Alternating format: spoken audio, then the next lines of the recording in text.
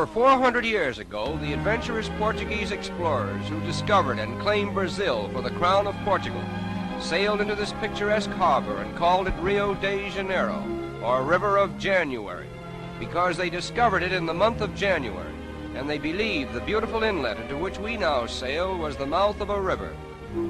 As we pass within the shadow of this gigantic promontory, known as Sugarloaf, we wonder if the white men who first saw it could have dreamed that it was destined to become the mighty sentinel of an enchanted metropolis with a population of over 1 million inhabitants and a reputation of being the most magnificent city in the world.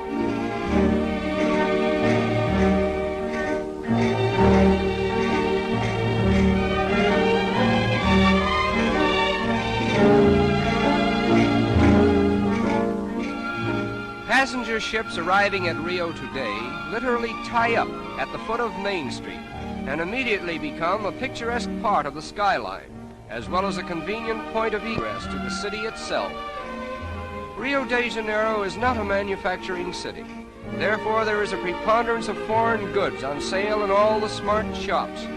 Nevertheless, foreign influence has not changed the strong allegiance which the Brazilians have for their native continent. They proudly proclaim themselves South American, and they very much resent the North Americans' alleged monopoly of the word American.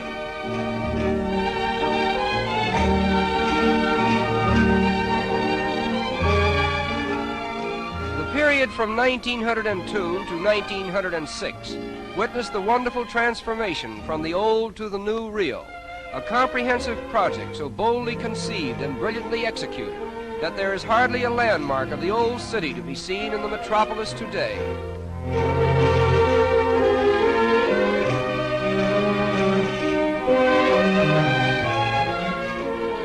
The most unique feature of the clean and spacious streets is the decorative mosaic work that adorns the sidewalks. Almost every block has a pavement with patterns so individual in design that one could find his way about the city by becoming familiar with them.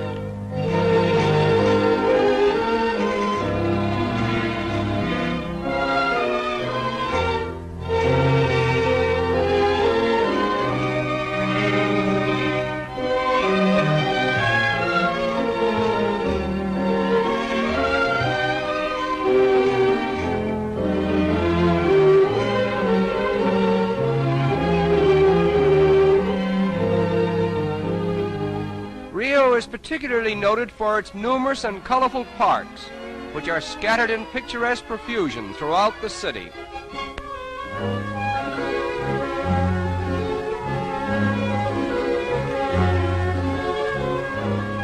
In 1808, the King of Portugal was forced by Napoleon to abandon his country and re-establish his throne in Brazil. When he arrived in Rio, he brought with him, among other things, the first tiny sprouts of the famous royal palms, which he planted here. It was decreed that only members of the royal family might have the privilege of cultivating this particular species of tree. But time and nature have overruled the regal command, and the royal palms that were meant to be the exclusive property of Portuguese royalty are now the common heritage of all Brazil. The outstanding landmark of Rio is Sugarloaf Mountain, and from whatever angle one may view it, it forms a most impressive picture.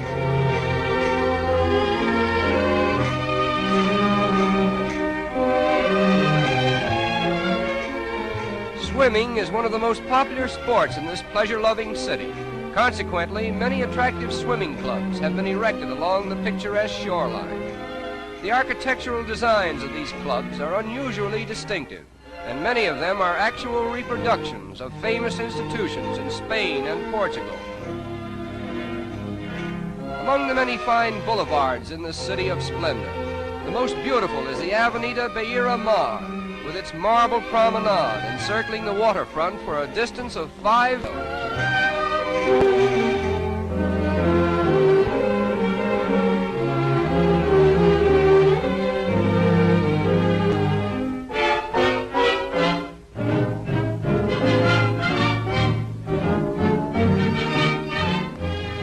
As in most countries of South America, the color of one's skin does not always determine one's social standing. As a matter of fact, the racial color line seems to be so thinly drawn that it has become a haven of toleration for all races. Nevertheless, the Portuguese language still prevails.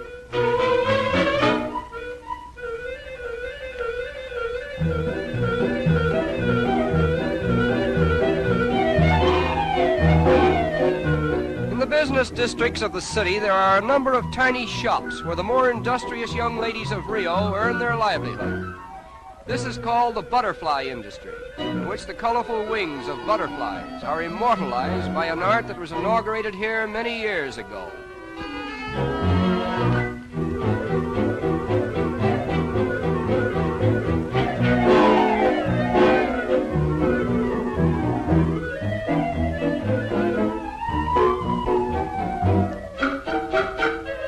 A design is first painted on glass, and the delicate butterfly wings, which have been carefully assorted for their best colors, are cleverly worked into the design and held in place by adhesive tape. Another layer of glass is finally placed over the tape, and the wings, thus preserved, will hold their lifelike colors indefinitely. There are over 700 different species of butterflies in Brazil, and they are much larger and more colorful than those of North America and Europe.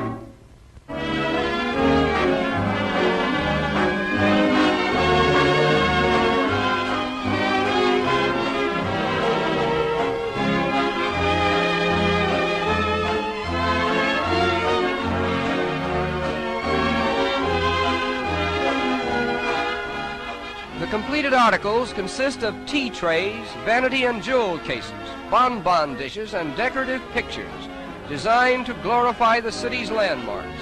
And needless to say, the predominating design is Sugarloaf, the center of attraction for all eyes that glory in the magnificence of Rio de Janeiro, the city of splendor.